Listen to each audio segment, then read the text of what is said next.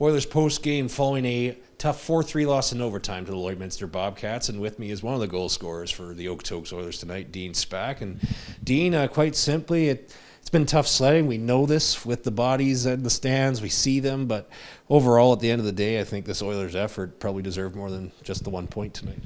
I mean, yeah, it's pretty tough with all our guys out, especially all the older guys, but I think we're just grinding it out and hoping for some luck, and I don't know, it's pretty hard out there without our guys, but yeah.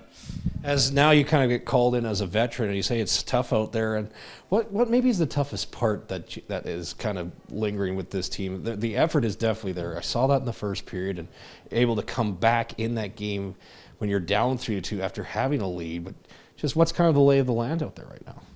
I mean, it's pretty tough when they get those goals in those crucial times, and it's just hard to come back when we got those low bodies and guys kind of are getting down, which we shouldn't, but it's hard to stay up when everyone's tired, and it's not an excuse, but it happens. So.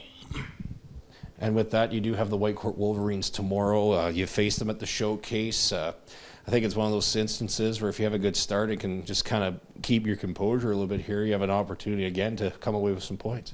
I mean, yeah, we gotta switch whatever's going on right now up, and we definitely owe Whitecourt a better game than last time. So. Should have a big one tomorrow.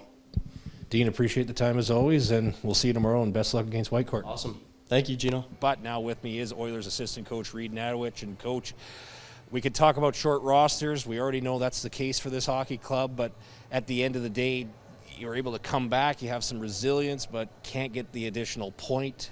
Just take us through that overtime sequence where the Bobcats were able to pull it away. Yeah, I think with the overtime there, we started first shift, a little bit of pressure in terms of that. Secondary one, we went out.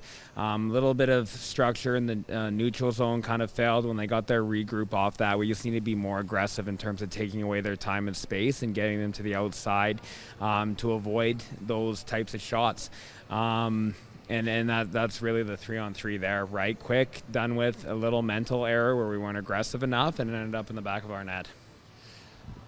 Well said. And just on top of that, you look at this Oiler team, you're up 2-1. You dealt with a little bit of everything in that third period. You're up 1. Lloydminster have been struggling to get any sort of pressure. They get a couple of turnovers, and bam, in the back of that, 5 minutes and 5 seconds into the third period, they're up 3-2.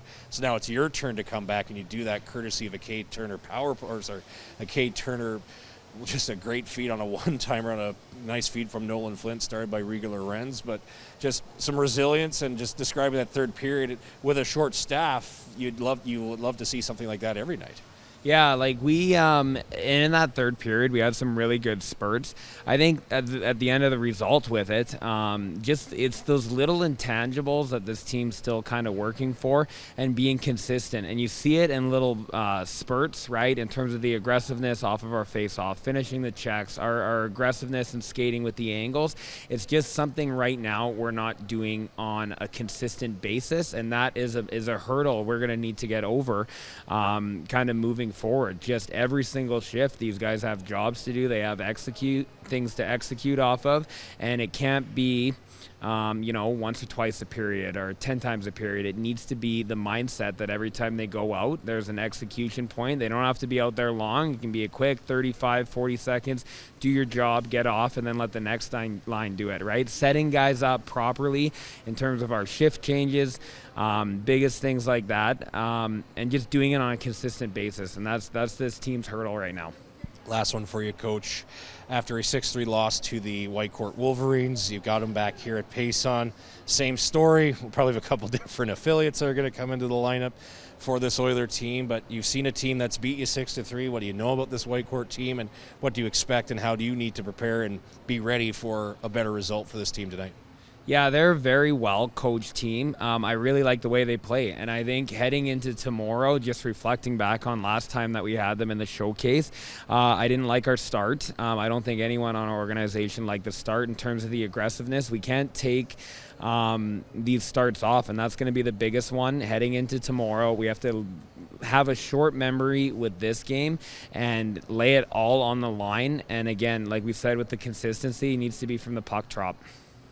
Appreciate the time, Coach, and best luck tomorrow against Whitecourt. Thanks, Gino.